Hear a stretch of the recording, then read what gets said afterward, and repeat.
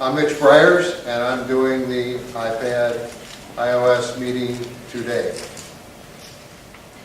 That way they'll know what's going on. Okay, so what we're going to do is we're going to preview iOS 7, which has been released to the developers. They're on version 3. And what we're going to review is the public information that Apple has made public on this, which is permitted because it's actually on their website. And when they announced that they had a 2-hour presentation and about 30 minutes of it was on iOS 7, and that's what I'm going to play, and I'll stop it periodically and make some comments. So here we go. On this lock screen, to the vitality of the background, of animation, to the home screen with these icons. And everybody here? So great. It just looked fantastic. We could stand a little more volume. A lot of us have our own wallpaper and pictures of our family there. And now that liveliness actually carries through to the home screen, because as you move the device in your hand, it actually tracks your motion. Has parallax that you can see behind the icons. It's really incredible. And it carries over across the system, this liveliness. I mean, just take a look at something like weather, where the motion conveys this information and where the edge-to-edge design just takes advantage of every pixel on that Retina display. It's so nice. It's great for apps you use every day, like messages, your calendar. Your email is gorgeous. Your friends never look more attractive.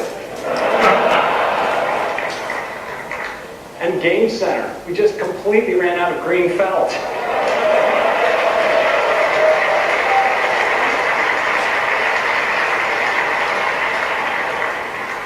And wood as well. This has got to be good for the environment. The clocks look great. And even apps like Stocks and Compass, they just have this look of precision, this sense of purpose. The best way to appreciate iOS. Okay, I want to make a comment here. One of the things on the, just a minor thing that they don't talk too much about, but it's all over the internet, so I can talk about it. On the Compass, when you swipe across the page, it becomes a level. It turns into a level, so you can take your phone and you can hold it up to a wall to see if it's level, or you can hold it like this to see if, or you can go like this to see if the table is level, which I thought was pretty neat for a quickie. So, okay, we're going to go on. What was the joke about the green felt in the wood? If you have the, which everybody does, has the existing iOS 6, when you go to Game Center, it's all felt behind it. And I never do that, so I didn't really get it. And they have wood like in the bookcases and stuff, so on. Okay. And a lot of that's just cosmetic changes. There was a big thing over the guy that got fired. He was the guy that was pushing all the skeuomorphic Yes. effects in content into the fire. Right. Is to see it live. I'd like to give you a demo right now.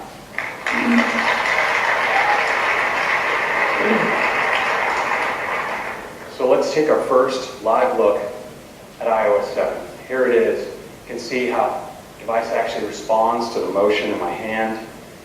Just slide out the lock screen. You see how it slides in. I want you all to look away for a moment while I type in.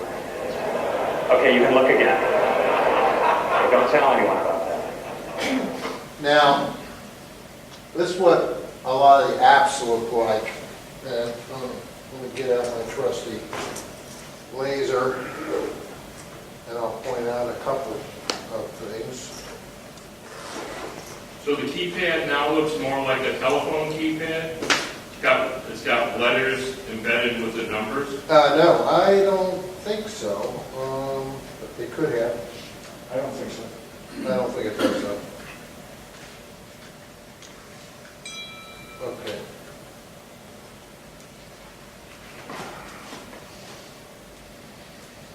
So, there's some things here that I don't think you care for, but this is now,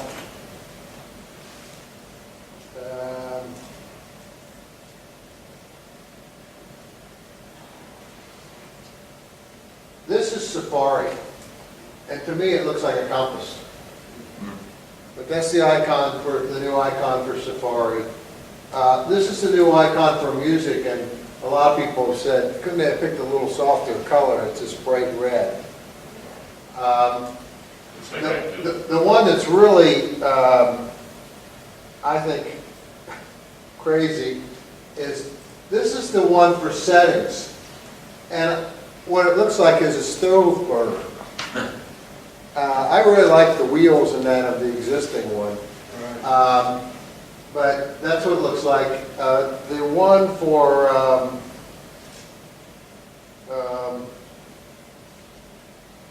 let's see.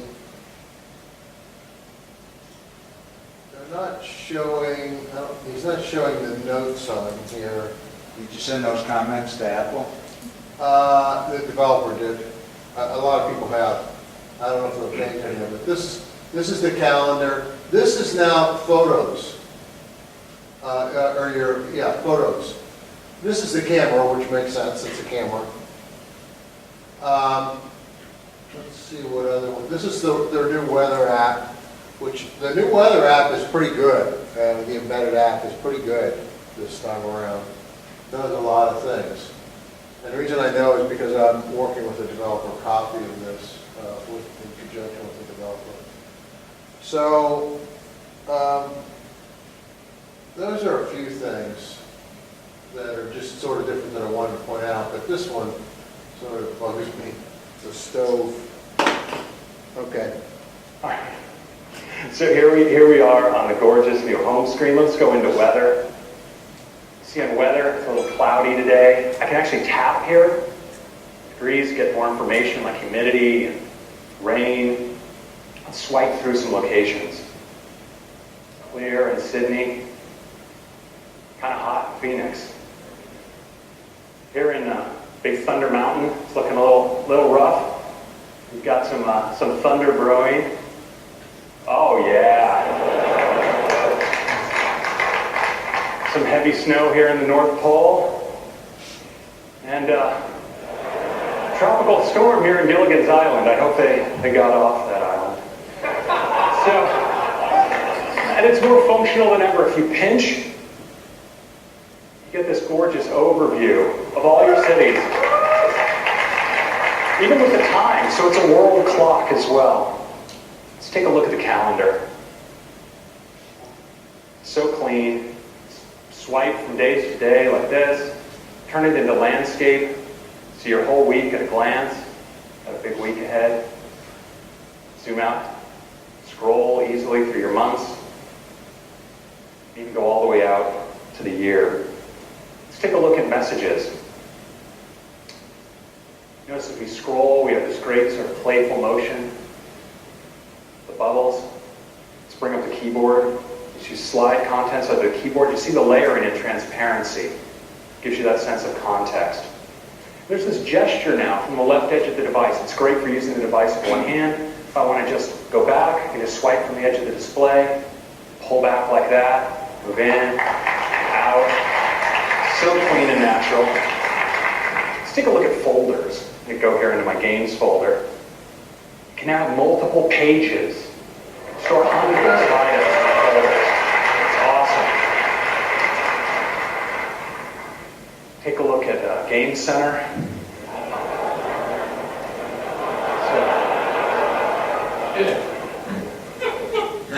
Some of those good-looking friends. Let's take a look at mail.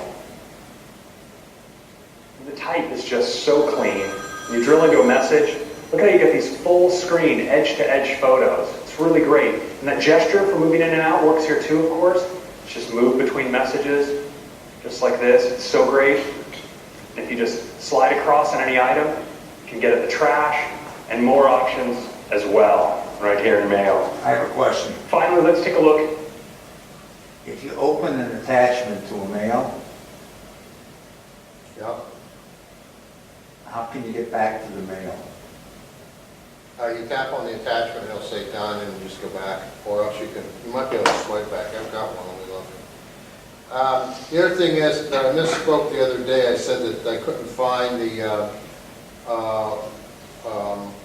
where it had your favorites, or your flagged items.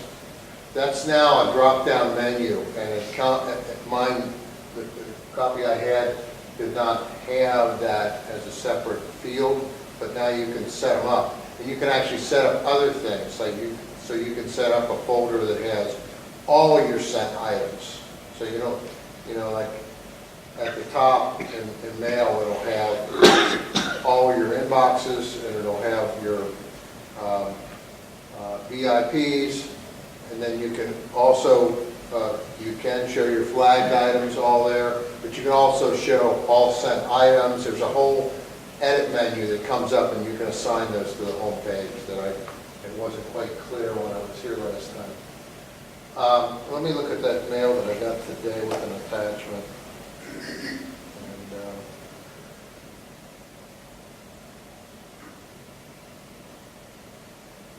see.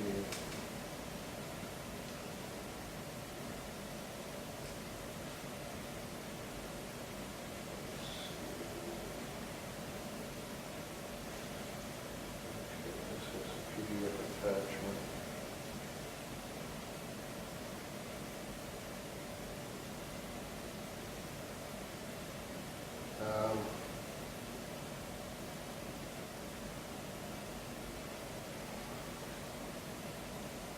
It just has an arrow back to message. I didn't try to swipe back, get back. But yeah, you can swipe to get back. So you can swipe? You can swipe, yeah. Only one way. So I bring up a PDF, I got a PDF up, and then I just swipe to get back to mail, or it's got an arrow to get back to the mail. Any other questions at this point? Okay, let's go on. Notification center. Same as always, we can just swipe down from the top of the device. It comes down with a nice thud. You can see all notifications, just my missed ones. And we have this great new Today view. So you can see your friends' birthdays, current look at the weather, your upcoming invitations, your calendar, your stocks, and even a quick look at tomorrow. You know what's really great is for the first time ever, Notification Center is now available from the lock screen as well. You don't even have to unlock your device. So that's a quick look at iOS 7. It's a comprehensive end-to-end redesign of the user experience. Installing iOS 7 on your phone is like getting an entirely new phone, but one you already know how to use, one that's so much more beautiful and functional than ever before. But iOS 7 is actually more than that. It's also a major feature release as well. I have 10 features I want to talk to you about today, starting with Control Center. Control Center is something that's so simple and yet so essential. You have those switches that you just want to get to really quickly from wherever you are. Well, now with Control Center, swipe up from the bottom of the device, and there they are.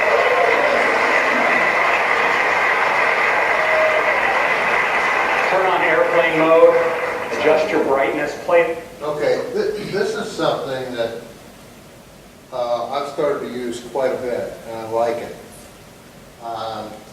And the ones that I mostly use are like, this is a flashlight that basically turns on the flash on the back of the phone. And it really is nice in the middle of the night if you just swipe up and hit that and you get the flashlight. The camera's right here. The other one I use a lot is the Do Not Disturb, the Bluetooth, the Wi-Fi, airplane mode. So there's a lot here. You just swipe up and you can get to it really easily. And he'll talk a little bit more about that.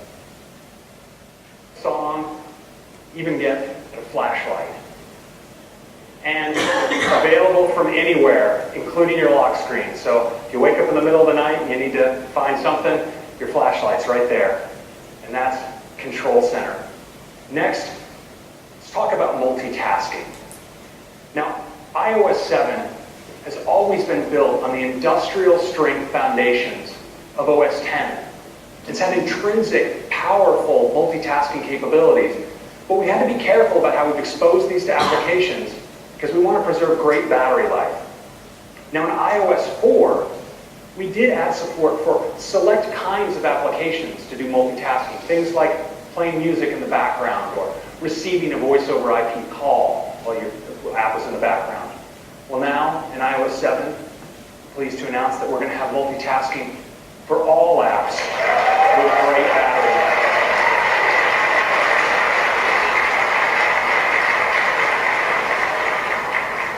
So how does it work?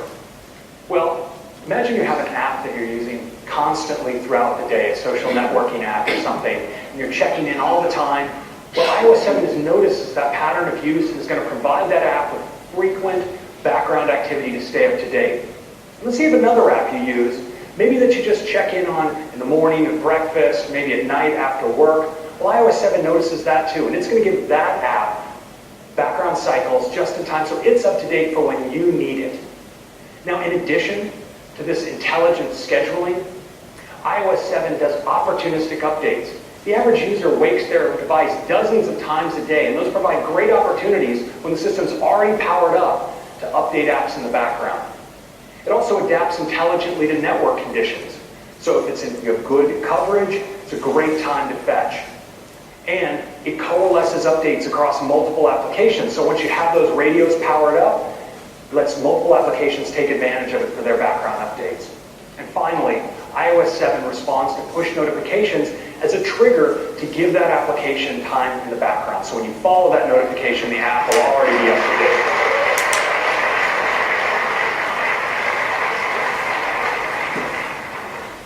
iOS 7 also has a great new user interface for moving between all the things you have going on your phone. Now, you can double-click and move into Notification Center and just swipe between your running applications, tap, and move right in. And that is multi-tap. Okay. That's a pretty big change. So, now on the existing iOS, you double click the home button and the bottom comes up and you see all your apps there. That's gone.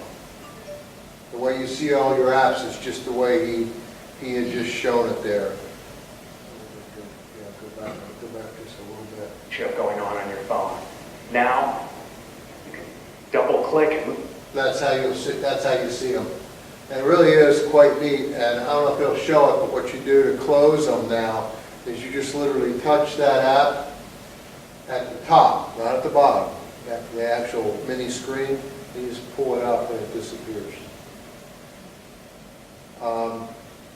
And he might show that in a little bit here. Into Notification Center and just swipe between your running applications, tap, and move right in. And that is multitasking in iOS 7.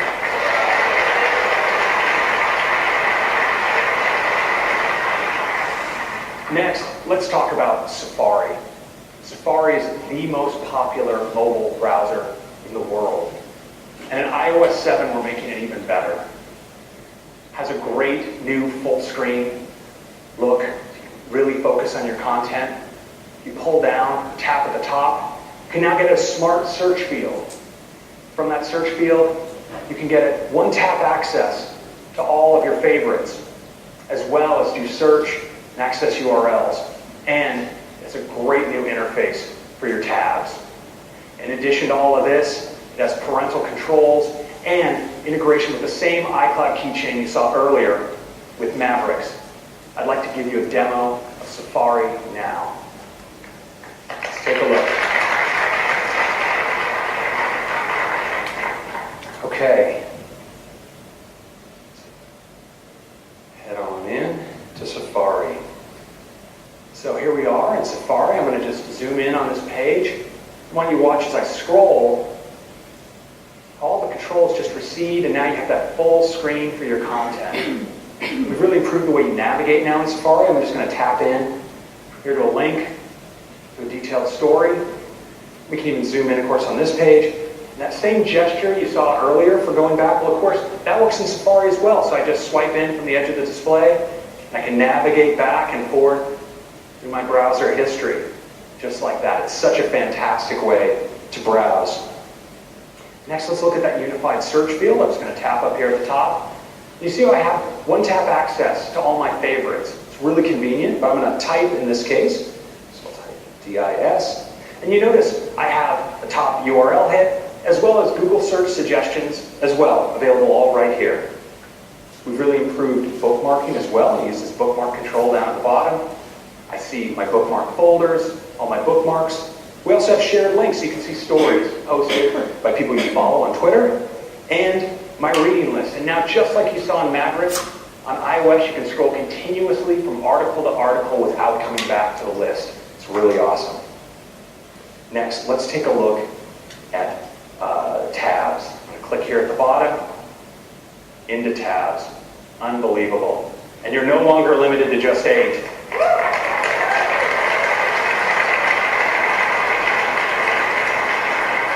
And down at the bottom are also all your iCloud tabs. You can see what you left open on your other devices as well.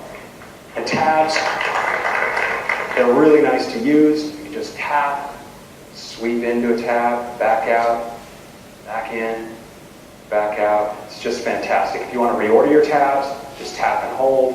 Just rearrange them like this. And if you're done with the tab, just swipe it off to the side, and it goes away. And that's the new Safari. Now, the way he got to those tabs is right here.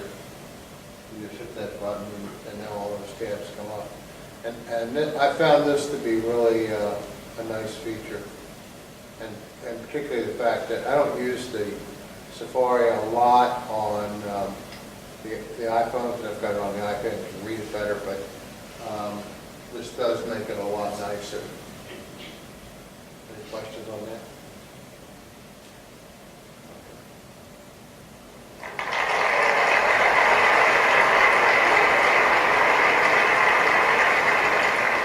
Let's take a look now at Control Center. So I'm just going to swipe up from the bottom of my display, and up comes Control Center. See, I have these great switches at the top. Turn on and off Do Not Disturb, for instance. Access my brightness. Can even access a flashlight, really useful at night. Play a song. And of course, this is available to me everywhere, so if I'm in Safari, for instance, let's bring it up here. You can turn off that music, and you notice how it's layering a transparency. Take the personality of the environment where you bring it up. That's Control Center.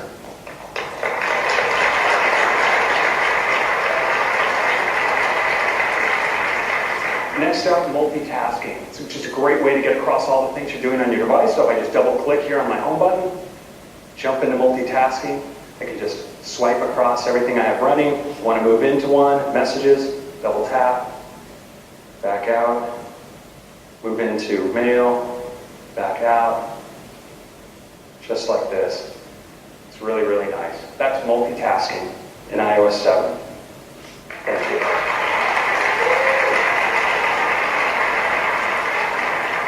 So of course there's much, much more to iOS 7, including AirDrop. AirDrop is absolutely the easiest way to share with the people that are right around you. So now, when you're in any app that supports a share sheet, you bring up the share sheet, and your friends that are all around you just show up right there. You tap on one, and they're going to get a panel right on their display, and they can accept what it is that you shared. They accept it, they're taken right into the app. And you know, if you want to share with multiple people, you just tap, tap, tap. No need to wander around the room, bumping your phone.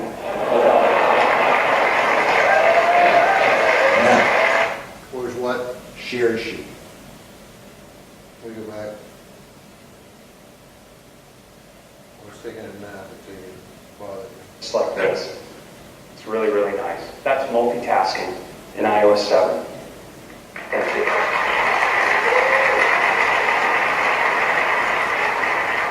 So of course there's much, much more to iOS 7, including AirDrop. AirDrop is absolutely the easiest way to share with the people that are right around you. So now, when you're in any app that supports a share sheet, you bring up the share sheet, and your friends that are all around you just show up right there. You tap on one, and they're going to get a panel right on their display, and they can accept what it is that you shared. They accept it, they're taken right into the app. And you know, if you want to share with multiple people, you just tap, tap, tap. No need to wander around the room, bumping your phone.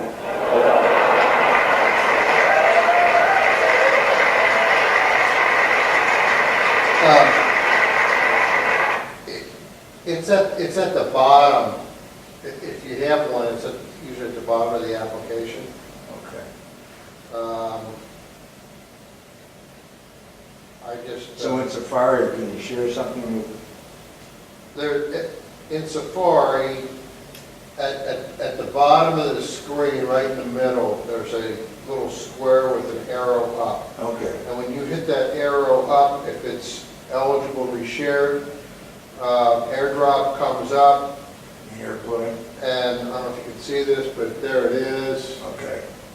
And it allows me on this particular page to message, to mail, to do Twitter because they have, or Twitter because they have a Twitter account, Facebooks, you can bookmark, add to the reading list, Is add to AirPlay the up home there? screen, copy, and print. No AirPlay, No AirPlay. you can share it. AirDrop, you can do AirDrop, let me see. Is AirDrop AirPlay? No, AirDrop is shared instantly with people nearby. So that's what he's talking about. AirDrop, yeah. AirDrop is in OS 10, and now they're making it available on the iOS 7. Yeah. You can do it, do you have to be on the same network to do that? You have to be in close proximity, but it is not Wi-Fi based. Okay. I'll try and stay away from this questions. Now, this is system-wide for any app that supports a share sheet, and of course, it uses peer-to-peer Wi-Fi for maximum speed, and all your transmissions are securely encrypted. Because it uses the latest Wi-Fi hardware, it's supported on the iPhone 5, the 4th generation iPad, iPad mini, and the 5th generation iPod Touch. And that That was something that was a little disappointing. If you have an iPad 2 or an iPad 3, that feature's not going to be available. Or 4S, an iPhone 4S, sounds like an iPhone 4S. Yeah. Yeah. So wait a minute, if you have an iPad, what number iPad are we on right now? 4 and 4. I That's have the retina I have a display. 3, which is a retinal display. Not the 3. The 3 is. That was the first retinal display. But AirDrop is not available. AirDrop will not be available online. So we have to have a new iPad. Yes. Well, if it's available on 4, it should be available on 4S, right? We're It talking won't be a 4S, it'll be a 5 iPad.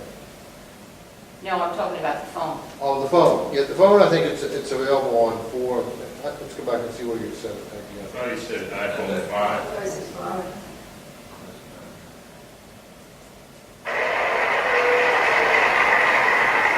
AirDrop is absolutely the easiest way to share with the people that are right around you. So now, when you're in any app that supports a share sheet, you bring up the share sheet, and your friends that are all around you just show up right there. You tap on one, and they're going to get a panel right on their display, and they can accept what it is that you shared. They accept it, they're taken right into the app. And you know, if you want to share with multiple people, you just tap, tap, tap. No need to wander around the room, bumping your phone. So, I think what they mean there is like if everybody here had iOS 7 on their phone or on their iPad, and I pulled it up, that share thing, and I had several of you in my contacts. You would show up, and I could just hit it on you, like if Jim was in there, which he is, I could just hit it on the Jim, and it would send whatever it was right to Jim. Jim has to accept it. Jim has to accept it, yes. If it's like AirDrop for OS 10, they don't have to be in your contacts. Oh, okay. And they might not hear, but they showed the pictures, so I assume they do. If they're in your contacts, you. Would that work with photos, do you think? Yes. With photos? I think it will, because I think that with photos, I think the share thing comes up. Let me just look real quick. So photos.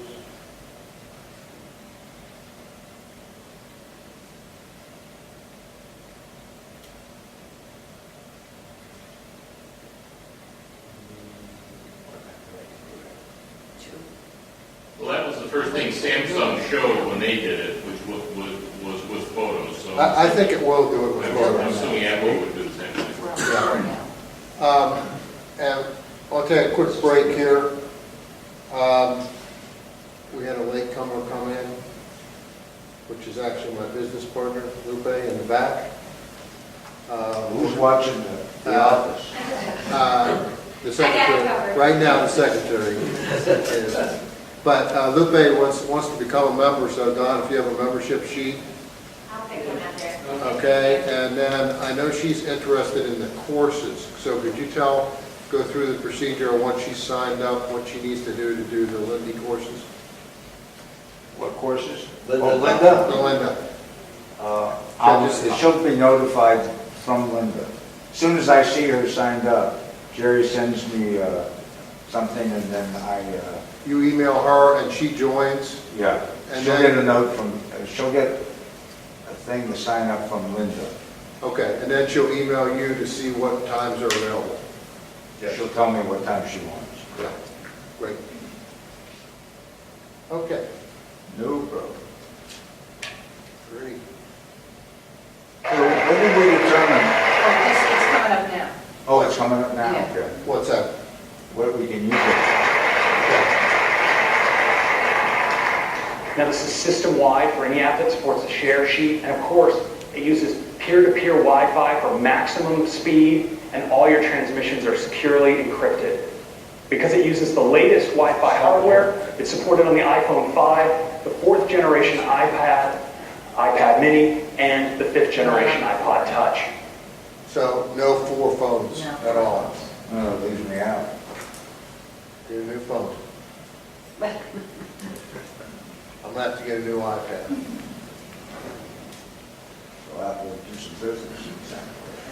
Well, I think you have to ask how often you're going to use this, the app, Yeah, well, Oh, yeah, that would be it's- practical. the feature. yeah.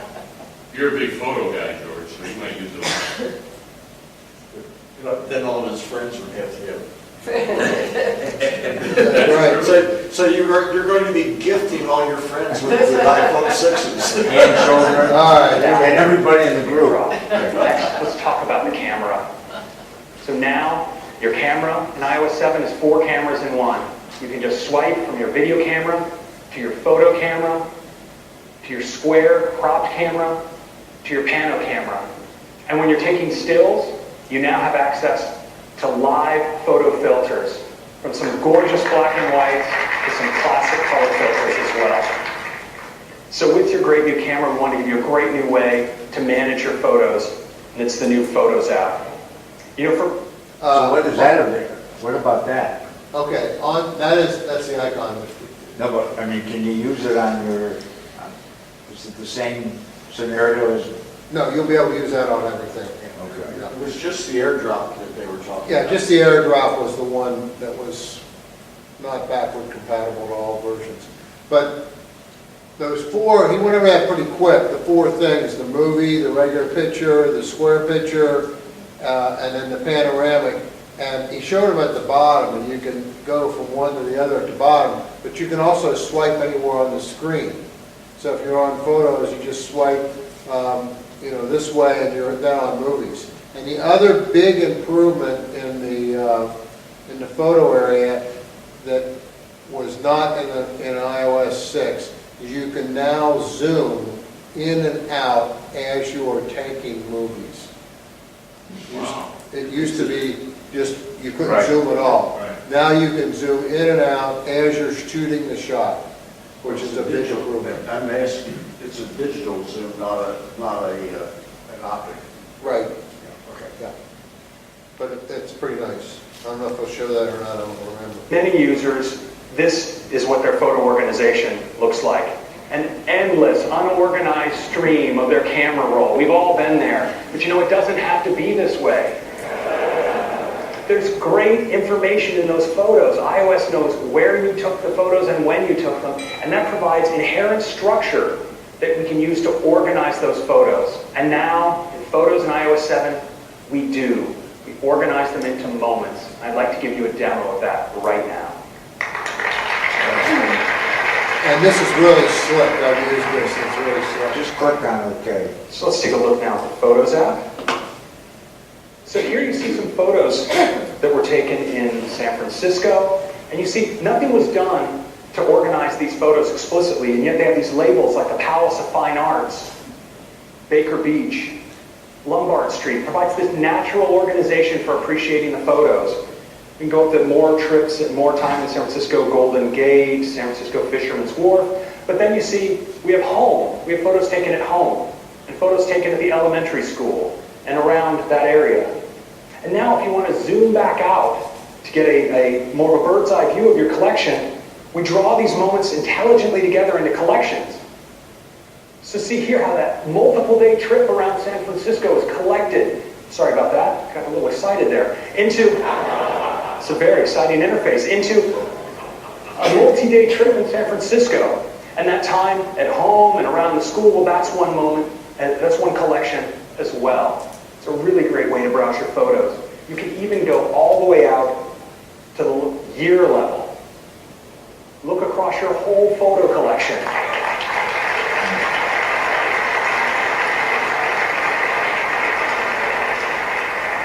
And look at how we pull out the interesting places that you went in that year. Like 2011 was Colorado and Hawaii. 2012 went to South America. You may not remember when you did it, but iOS does. It's right there.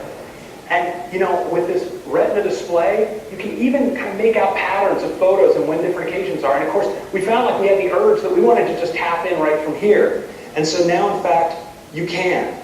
You could just tap and scrub and find the photo you're looking for just like that. It's really just amazing.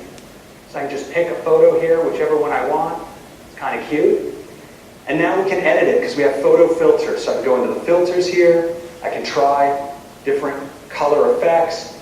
And if I find one I like, maybe a nice black and white, I can do it just like that. Apply it, save that photo away.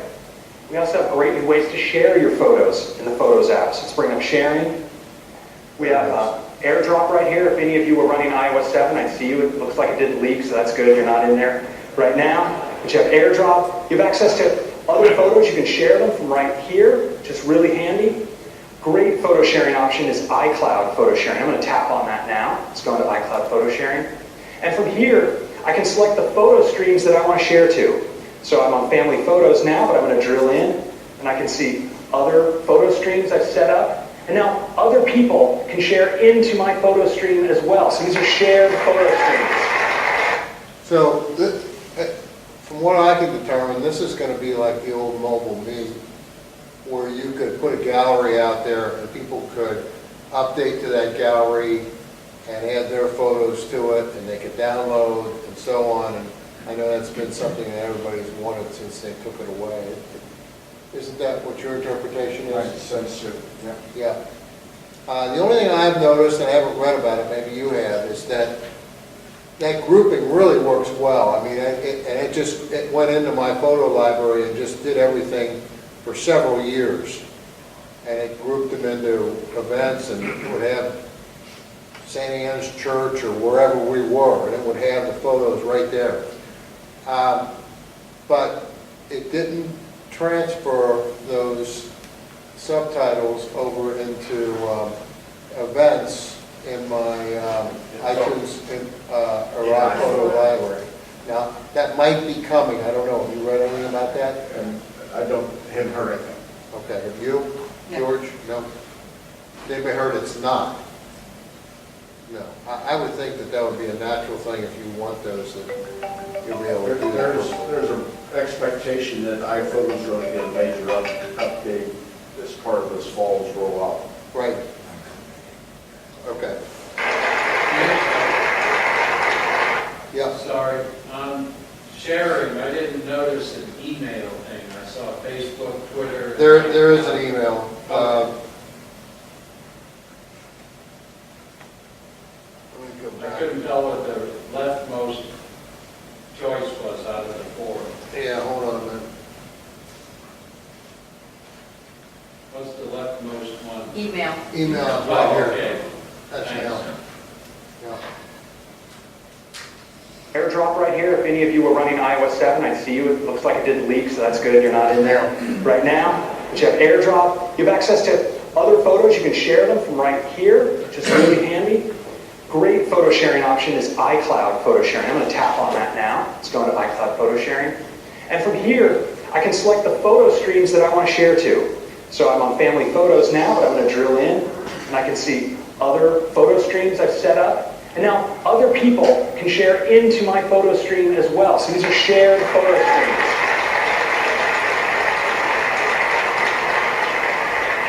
I'll just select a photo stream here and type a little message. We'll post that photo. So we made it really easy to share, and we've also made it a really great experience to experience the photos you and others have shared with this new Share tab at the bottom. So I'm going to go in here, you can see my photo with a comment. I can see the comments of other people and the photos that they've shared. And now we even support sharing video via iCloud photo sharing. And we have a great way to just browse those shared photos. I just tilt the device into landscape. I can scroll through it like this and just look at how beautiful that is. What a great way to experience your photos. So that's the new Photos app in Mitch? iOS 7. Yes. When you share through PhotoStream, doesn't the other person have to have a photo stream too? Or an iCloud account? They would have to have iOS 7. As opposed to Mobile Me? Mobile Me, you just post it to a website. I don't Right. know that this is going to post just to a website. That was my question. I don't think this is going to do that, but I don't know for sure. I think it's just going to share between people who have. Because when devices. we, remember, we shared a photo stream, Right, but we both had to have it. right, exactly. Yeah. But I mean, it'll be a big improvement over what we have today, Still not as good as the iCloud. or Dropbox. I mean, yeah, Dropbox, yeah. Dropbox, yeah.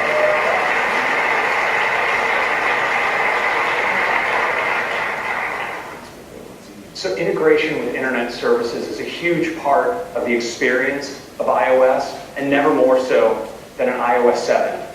So to take you through some of those features, I'd like to bring up Eddie Q. Eddie? Great job, Frank. Thank you. Thanks. It's great to be here. So let's talk about Siri. The first thing is Siri has a gorgeous new interface. Now, as I speak, you'll see a sound wave across the bottom, and you get the results in a beautiful, gorgeous, clean way.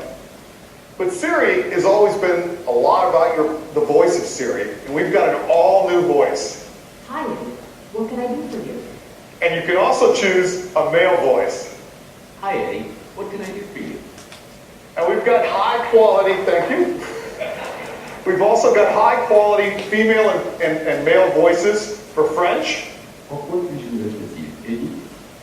as well as German. And we're going to be adding other languages over time. Now Siri's also getting a lot smarter. It knows how to control more of your device. So you could say, play my last voicemail, or turn on Bluetooth, or increase my brightness.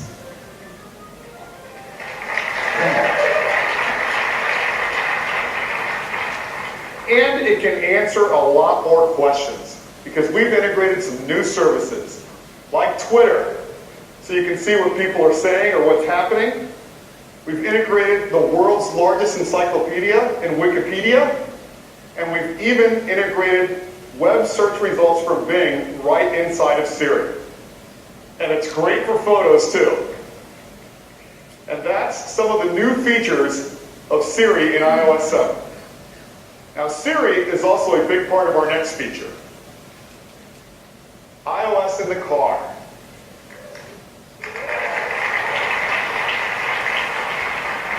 Now, 95% of the cars being sold today have integrated music playback and control from an iOS device. But we want to take this integration to a whole nother level.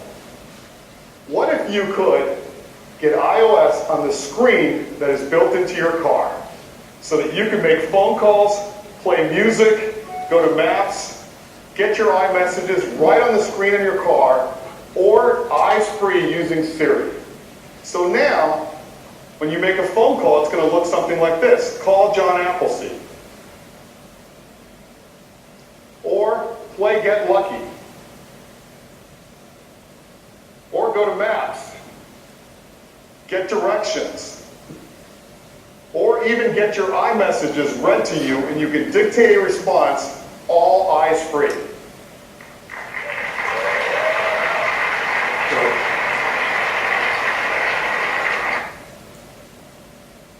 So was that in your, so your iPad or your iPhone would be attached to your, No, you're gonna go buy a new Apple car. And one for all your friends. how do you get that to work like that? You just plug it in. Plug it in. Now, all of these car manufacturers are introducing iOS integration in 2014, and I know which one I want to buy. As far as I know, it's going to be built into the car, and when you have your iPad or your iPhone in the car, then it's going to tie right into the car system Like with, through Bluetooth?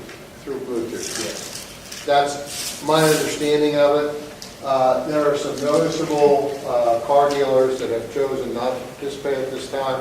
One of them is BMW, and they've gotten a lot of I don't want to say hate mail, but unfavorable mail about it. The other one is Toyota, so Lexus has not made a commitment yet. I don't see Buick or Cadillac on that list. Well, They don't. I don't know about Buick or Cadillac, but I know Chevrolet is there. But this is going to be pretty huge for Apple going forward if they get cars manufacturers to integrate. If a person has an iPhone, they can just pop in and go through a couple settings and it come up on the screen. It's going to be huge for them. A lot of new cars have, usually inside the armrest, a USB connection where you can plug the USB end of an Apple cord right into it. Yes. Were you correct to assume then that you can get rid of OnStar? I would assume that if Cadillac goes, you'll be able to get rid of it on. Well, they already have. They've gotten rid of it, No, they have, announced that they're going to. they haven't announced anything about, in fact, that you still have to hook up to OnStar, or it's a gift initially. But you have the capability of plugging in your devices. It could be that they'll have both, don't know. Yeah. Well, you can plug into, you can use like an RCA plug to plug into your phone or your iPad and listen. You don't see it, but you can listen to it. Like if I play books in my car, and when I get a phone call on my iPhone, I probably could ask Siri to answer the phone. I don't know if I could. I've never tried it. And then my phone comes through the car speakers, my conversation. I think that this is taking a step further, By adding the visual, adding the visual. If the car has a screen in the dashboard, it's actually going to Yeah, mine isn't Bluetooth though, it's, you have to actually put the wire through. Yeah. Okay, that's coming. And that's iOS in the car. Next, the App Store. Now the App Store looks beautiful. It's way easier to find apps than ever before. We've added a new feature where you can look for apps based on your age range, kids categories. Parents are going to love this. And apps near me. You can find the most popular apps based on your current location. So now, let's say I'm at AT&T Park in San Francisco, and here are the apps I would see. Or I'm at the Louvre in Paris. Or I'm in Union Square shopping. It's that easy to discover new apps. It's really great. Now the next feature I know you're all going to love, because every day you see something like this. Well, no more, because the App Store updates your apps automatically.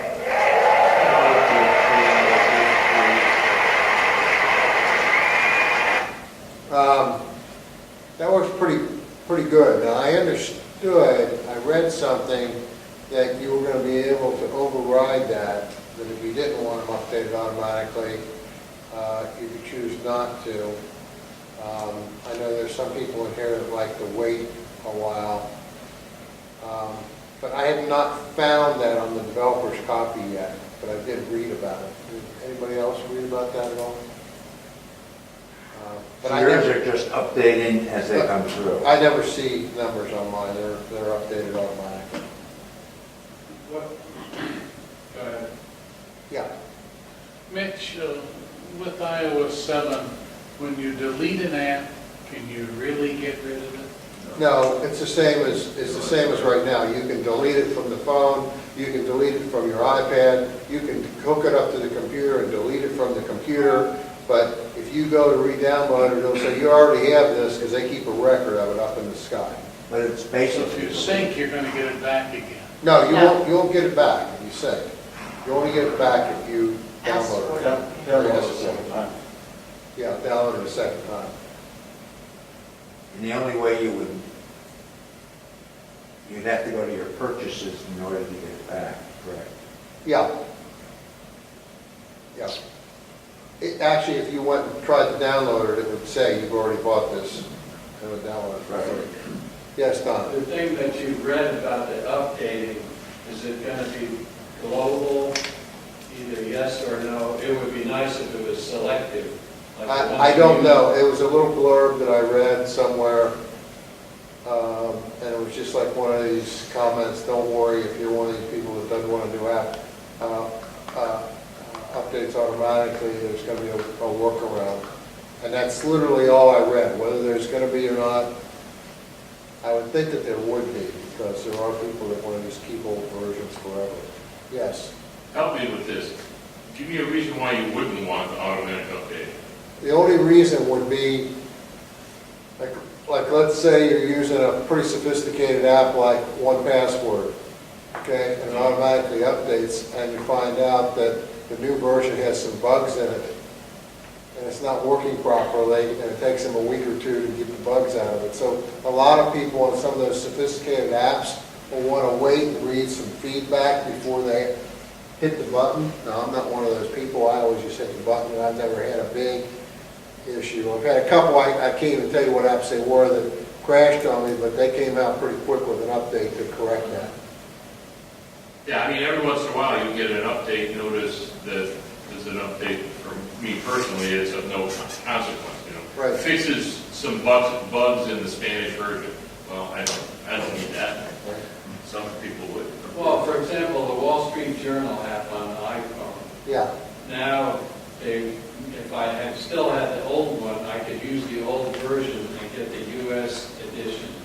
But at least I found I can't. I have to use the crappy new one where you have to scroll page by page instead of, just like the old one was. You just move and there's not pages. And it takes forever to load. That's really a crappy app, the new Wall Street Journal one with the black connecting thing. And it's in the library, so it should should be updating automatically, but when you click on it, it takes forever to load. Yeah, I read that there's going to be a workaround if you don't want to do those automatically, but I can't promise it. I know I didn't hear it. But as soon as I leave this meeting, I'm going to call the Wall Street Journal on your behalf and tell them what you think.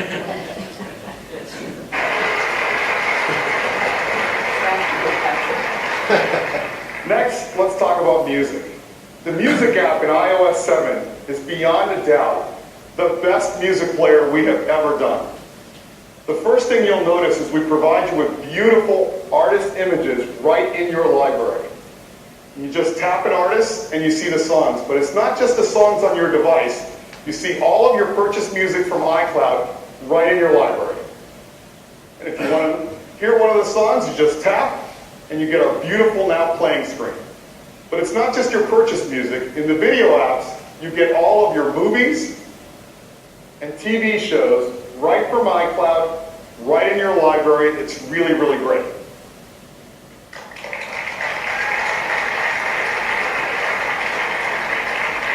Now, if you turn the device sideways, you see your albums.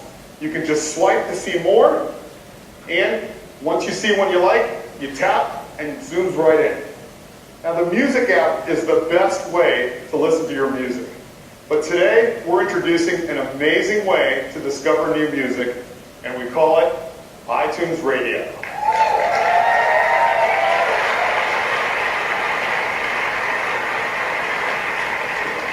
And here's what it looks like. It's built right into the music app. But rather than tell you about it, I'd love to show it to you.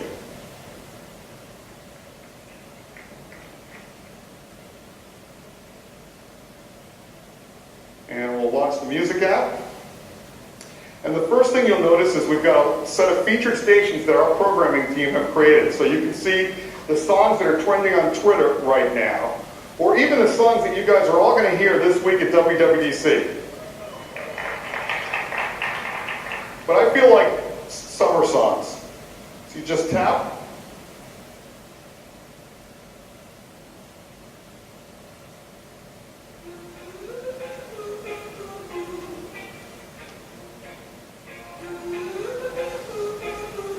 And once you have a station you love, you can just tap the I, and you can share it with a friend, or even create a new station based on this artist or song. I can easily skip to see what's the next song.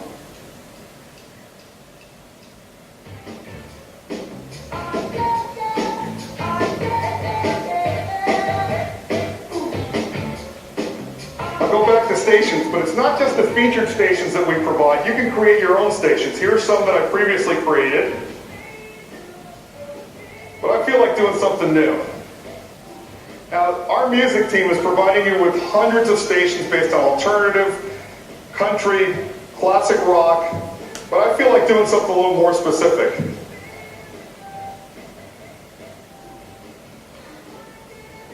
How about some Led Zeppelin?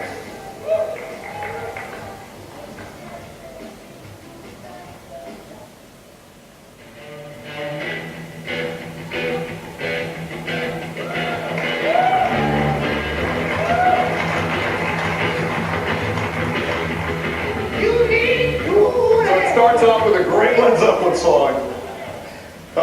Let's go ahead and see what else is on this station.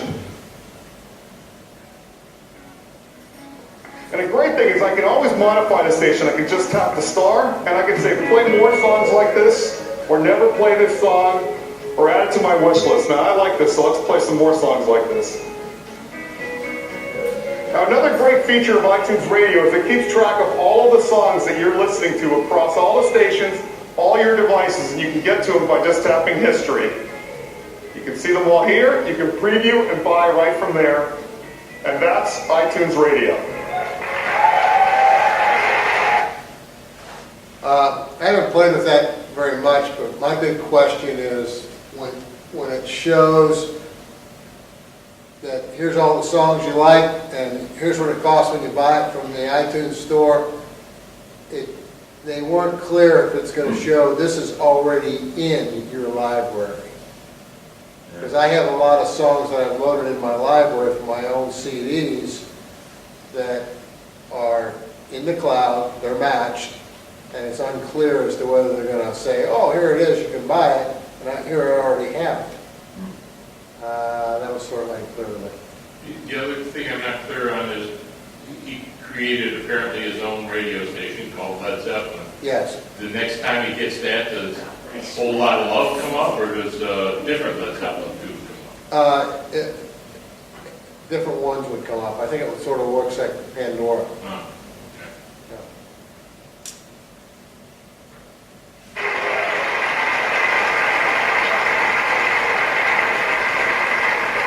So iTunes Radio is built into iOS 7. It works on your iPhone, your iPod Touch, and your iPad.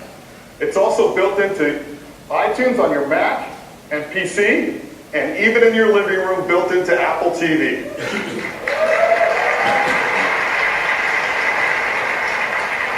iTunes Radio is free with ads, and if you're an iTunes Max subscriber, it's completely ad-free.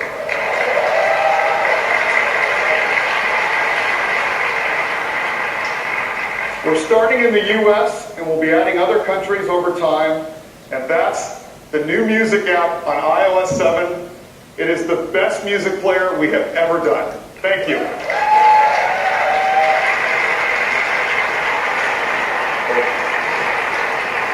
Thank you, Eddie. So 10 amazing features in iOS 7 and a comprehensive end-to-end UI redesign. And of course, we're bringing it all to iPad as well. Now, there's more to iOS 7 than we had time to talk to you about in depth here today. Things like FaceTime audio, where you now can do audio-only, high-quality audio calls over Wi-Fi on any iOS device. Notification sync, so if you dismiss a notification on one device, you don't have to deal with it over and over again on your other devices.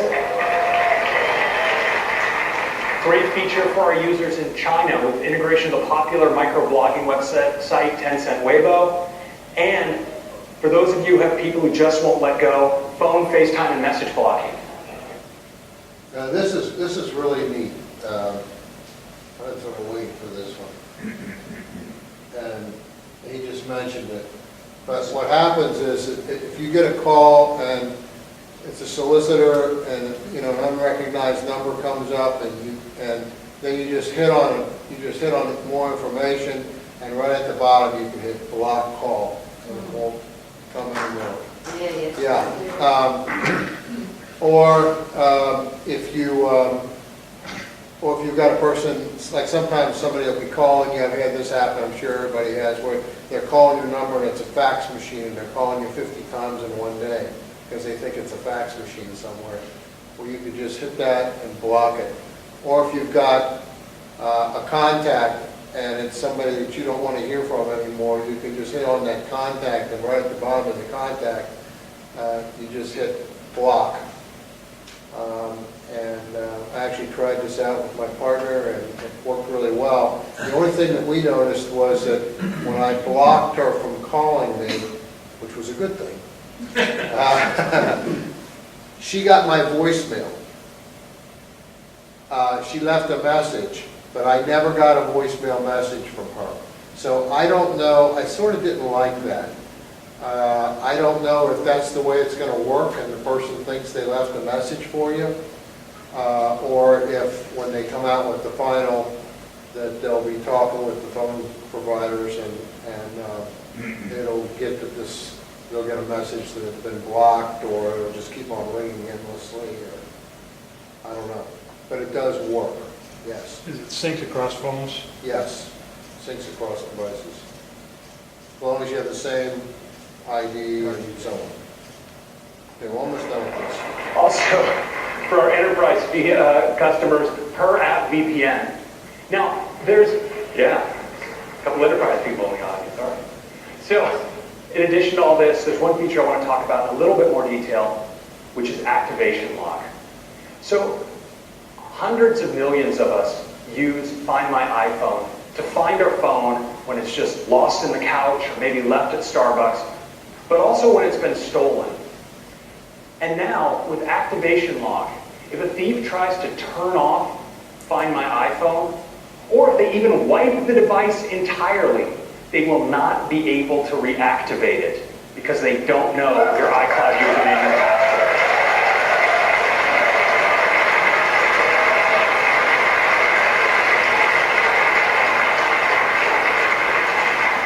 We think this is going to be a really powerful theft deterrent. Now, of course, in addition to being a great release for our users, iOS 7 is also a fantastic and major release for our developers as well. The SDK includes over 1,500 new APIs. Can add AirDrop, integrate with third-party game controllers, new APIs for taking advantage of multitasking, iBeacons for Bluetooth LE micro-location, Sprite Kit for super fast, power-efficient game animations, and UI Dynamics to bring physics to your UI view animations. So Sure, everybody got all that. So iOS 7 is available to you developers in beta on the iPhone today.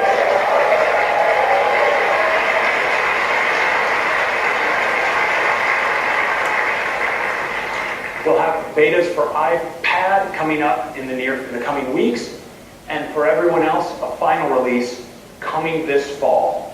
So iOS 7 will be available for iPhone 4 and later, iPad 2 and later, the iPad mini, and the 5th generation iPod Touch. That is iOS 7. I hope you love it. Thank you. So, Mitch, Yes, so that means I have an iPhone 4S, so that means I'll be able to get iOS 7 and a lot of the new features, but won't be able to use AirDrop. that's exactly right. Do you have 5? I have a thought. Yep. And I've been working with the developer copy for about 3 or 4 weeks of this.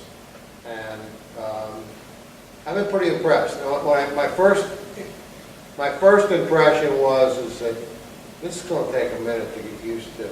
But after playing with it for a day or so, I thought, they made some real improvements here. And it will take people a little bit of time to get used to, but it's pretty good. There's a couple things I don't like, but by and large, they've made significant improvements.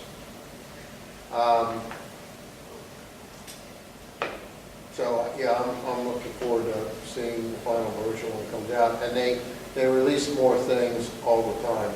This theft deterrent thing is a big deal.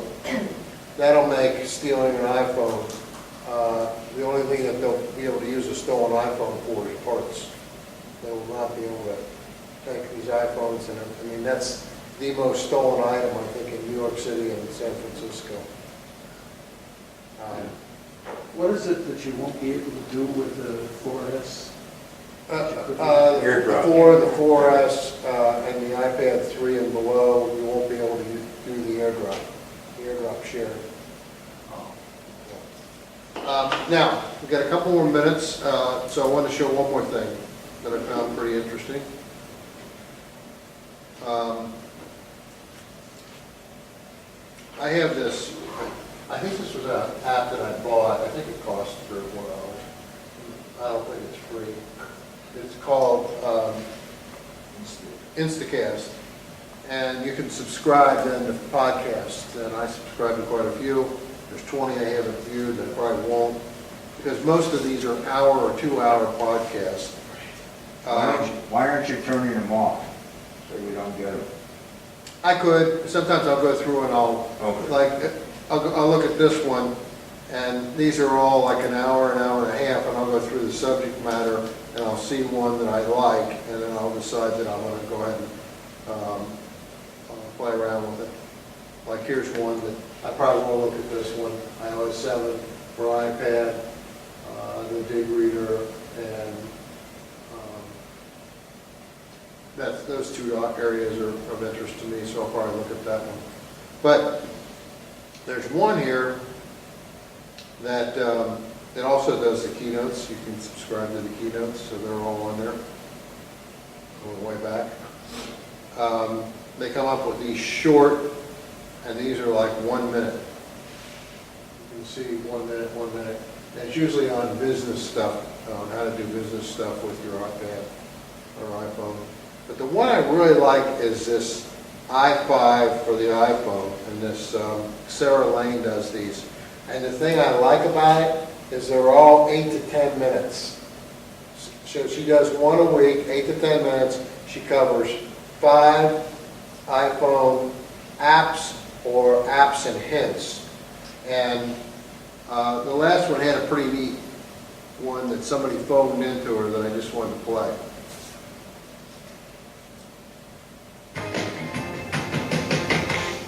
Oh, hi! Welcome to another delightful episode of i5 for the iPhone, the show where we pick the best 5 iPhone apps, news, tips, and tricks, and share them with you and your cats. I'm Sarah Lane, and I've got a pool full of good times. Shall we dive in? Number 1, I would like to start us off today with some free stuff. Specifically, free apps that usually aren't free. You might say, what's the occasion, Sarah? I mean, it's not even my birthday. Well, we're coming up on the App Store's 5-year anniversary, and Apple wants to give you all some thank you gifts. So games like Infinity Blade 2 and Tiny Wings are free. An app called Tractor DJ, normally $20, which is very high for an app, is free. My very, very, very favorite recipe app, How to Cook Everything, is free, normally $10. Even Barefoot World Atlas, which is a real must for kids. We've covered it on iPad Day in the past. Leo and I love it. Also free for a limited time, though. So get them while the getting's good. We'll link you to the full list of free apps in our show notes at twit.tv/i5. And if you're watching this... Now, those are free, I think, through today. And if you go to the App Store, right at the top, it'll have this display, free apps, and you just hit it, and there's about 10 of them there. And it was just, I was talking to somebody earlier, and they said, well, why do I want to download them? I don't play those games. And I said, yeah, neither do I, but my grandkids do, so they're free, so I'm going to download them. And I'm not doing the disc jockey thing with my music, but it's a $20 app that's free right now, so I'm going to get it. So I have it, in case I ever want to use it. But I think that ends today, because today is the actual 5-year anniversary day. Okay, that's not what I want to show, it's coming up. No way after the fact, and all these apps are no longer free. I'm very sorry. Number 2, we got a video tip from Philip, who has an app-free way to convert articles into audio files for Mac users running the latest version of OS X Mountain Lion. It's pretty cool. Let's watch. Hey, Sarah. I love to read articles on Instapaper, but no matter what I do, I save so many articles to read later that I never get around to doing it. And yet, I love audiobooks, I love podcasts, and I thought it'd be great if somehow I could turn these text files into audio files so I could listen to them as I walk around. I just discovered, totally by accident, in Mountain Lion that there is a way. Here on my MacBook, I'm looking at an article on the New York Times website called Computer Visionary Who Invented the Mouse. I'd love to read it, but it's pretty long. So what I'm going to do is click the Reader button, which turns it all into text only. Then I select all, and I hold the Control key down, and amazingly, here under the Services menu is an option which I've never seen before called Add to iTunes as a spoken track. And it shows up. It just takes a few seconds. There it is. With iCloud, it shows up right there on your phone, automatically. Computer Visionary Who Invented the Mouse. It's pretty cool. Thanks, Sarah. Oh, no. Thank you, Philip. Obviously, this trick only works in Safari, and your iPhone and your Mac need to be using the same Apple ID to sync via iCloud. Important step. For a while, I couldn't figure out why this wasn't working for me. You need that same Apple ID. You can also, though, choose from a bunch of different voices. Some of them are weird, like bad news. Isn't it nice to have a computer day? And hysterical.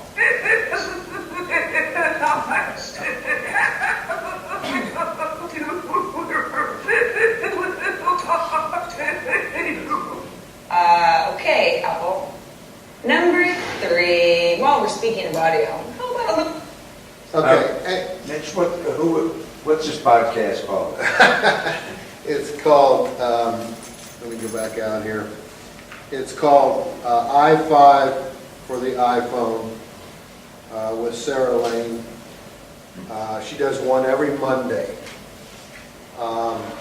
But have you ever done this, Jerry? Did you know about this? Okay. I have 3 computers. I have an Air, and then I have 2 iMacs.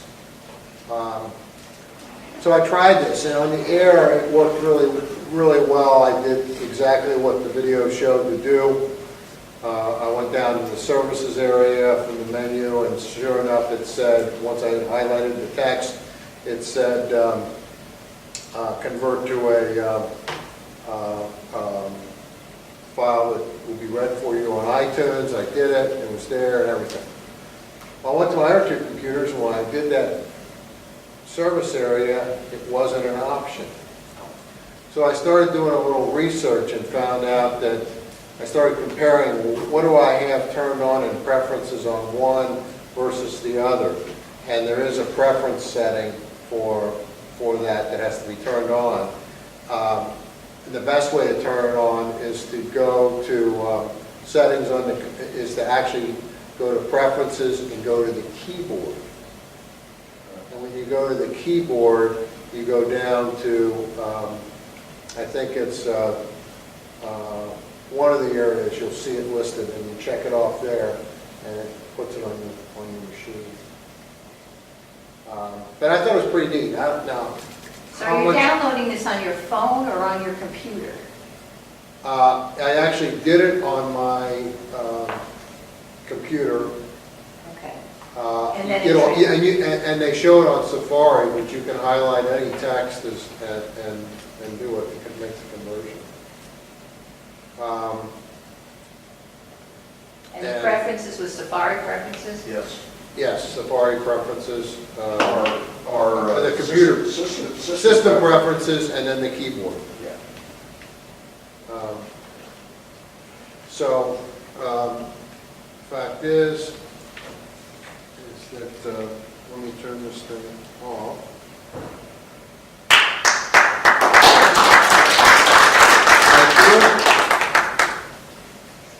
And get over here, and we're still on there. I'll show you real quick where this is. So if you go here and you go into System Preferences, and you go to Keyboard.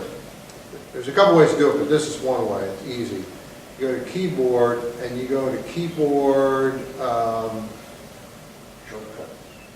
shortcuts, I believe. Yes. And you go down here to this Services area, and you go down to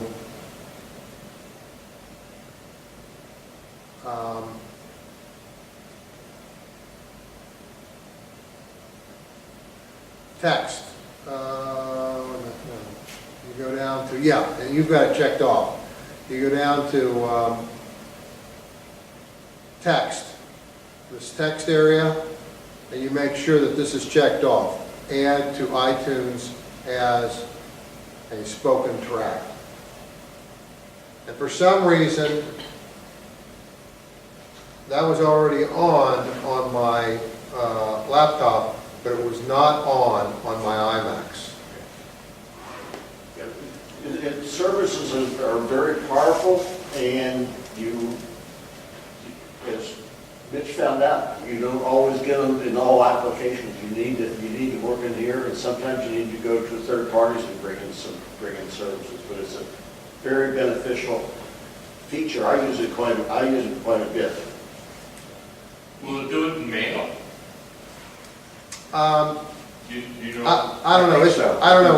When I Googled it, I found a few things on it, and it said it'll virtually do it for any text anywhere. But I don't. There is a speak feature in Mail. Yeah, there's a speak feature in Mail. I forget how you get there.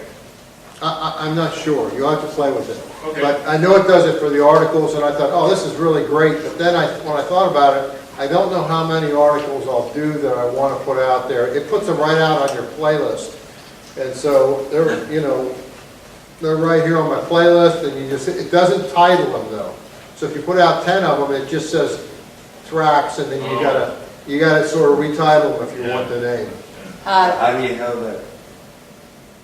Jim, on iPad, if you hold down, like you want to select text, you'll have a speak feature there. Oh, okay. Yeah.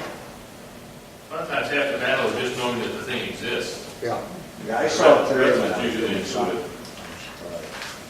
Okay, thank you. Thank you. Thank you.